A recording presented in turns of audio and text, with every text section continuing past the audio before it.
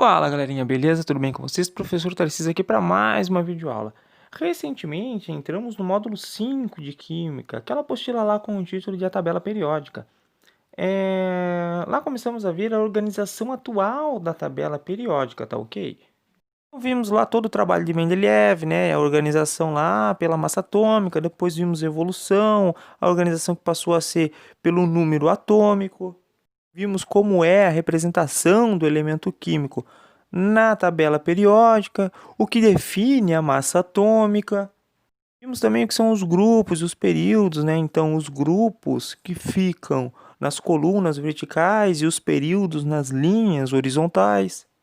Também localizamos e identificamos alguns grupos na tabela periódica, no caso que foram o grupo 1, 2, 16, 17 e 18.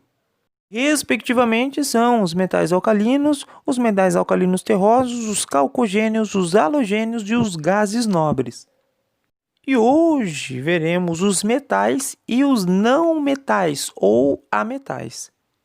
Galerinha, antes de prosseguir, eu queria falar que essa aula está sendo montada em cima da apostila do módulo 5, aquela com o título de A Tabela Periódica. Hoje começaremos lá na página 9. Também, se vocês escutarem algum barulho ou ruído de fundo, é porque aqui em casa as pessoas falam muito alto, né? São as famosas bocas de megafone, e também está tendo uma reforma aqui em casa que acaba gerando um pouco de barulho.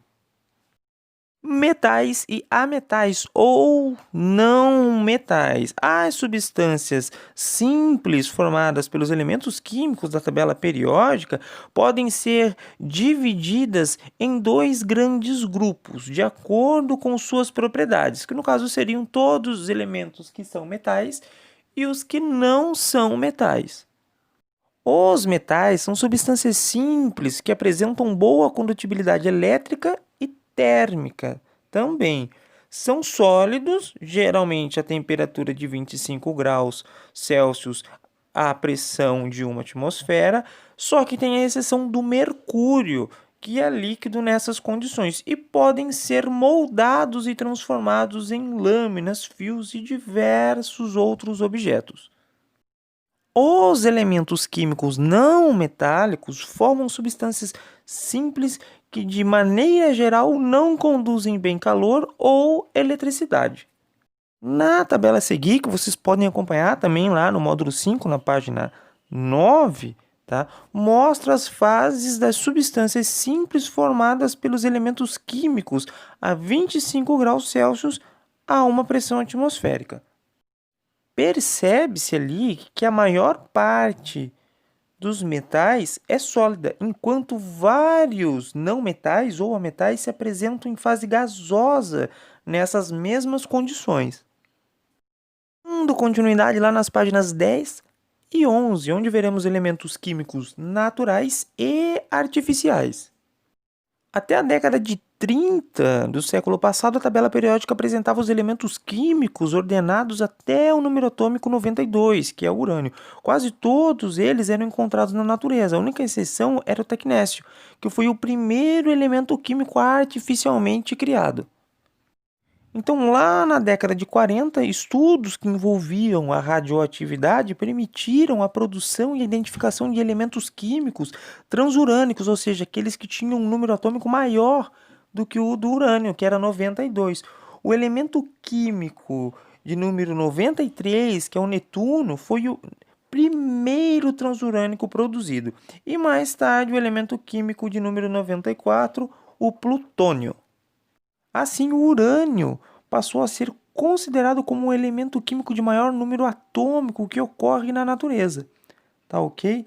Atualmente, sabe-se que tanto o tecnécio quanto alguns elementos químicos transurânicos, como o plutônio e o netúnio, podem ser encontrados em quantidades muito pequenas na natureza.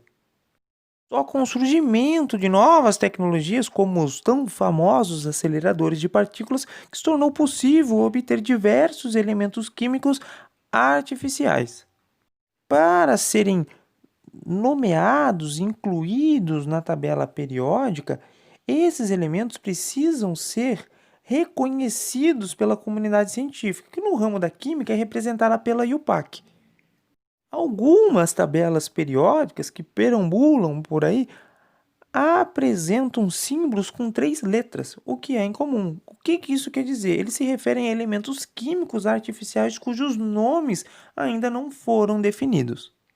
Agora falaremos sobre os lantanídeos e os actinídeos, tá ok? Os lantanídeos, também chamados de terras raras, são os elementos químicos com um número atômico que vão entre os 57 e os 71.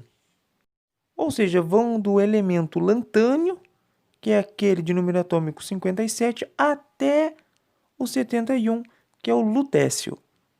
Todos eles apresentam propriedades similares e também já estavam presentes na tabela periódica desde a década de 30. Com a descoberta dos elementos químicos de números atômicos 93 e 94, notou-se que eles não apresentavam propriedades semelhantes às do reino do ósmio, né? Os elementos químicos que os procediam nos grupos das tabelas periódicas às quais supostamente eles pertenciam. Isso levou ao químico, né, Glenn Seaborg, a propor que os elementos químicos de número atômico a partir do 89, aqueles que viriam a ser os actinídeos, formassem uma nova série semelhante àquela que já ocorria com os lantinídeos.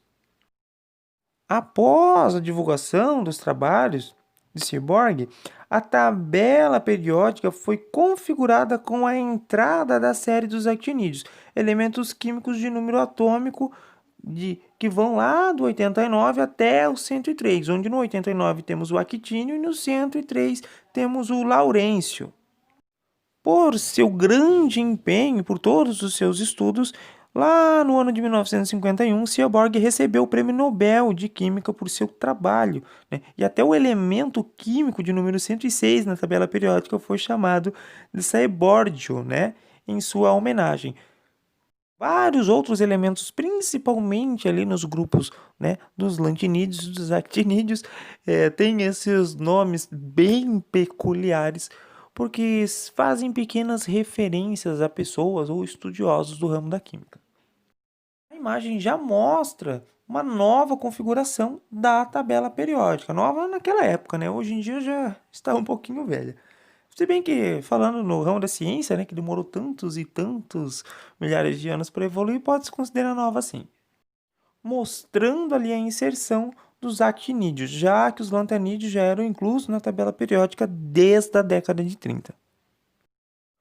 Bom, galerinha, por hoje é isso. Chegamos ao fim de mais uma videoaula. Como tarefa, vocês devem pegar a apostila de Química do módulo 5, aquela com o título de A Tabela Periódica. Vocês vão lá na página 11 mesmo, a página em que estávamos agora, e lá vocês vão responder as questões 1 e 2. É isso, um abraço, bons estudos.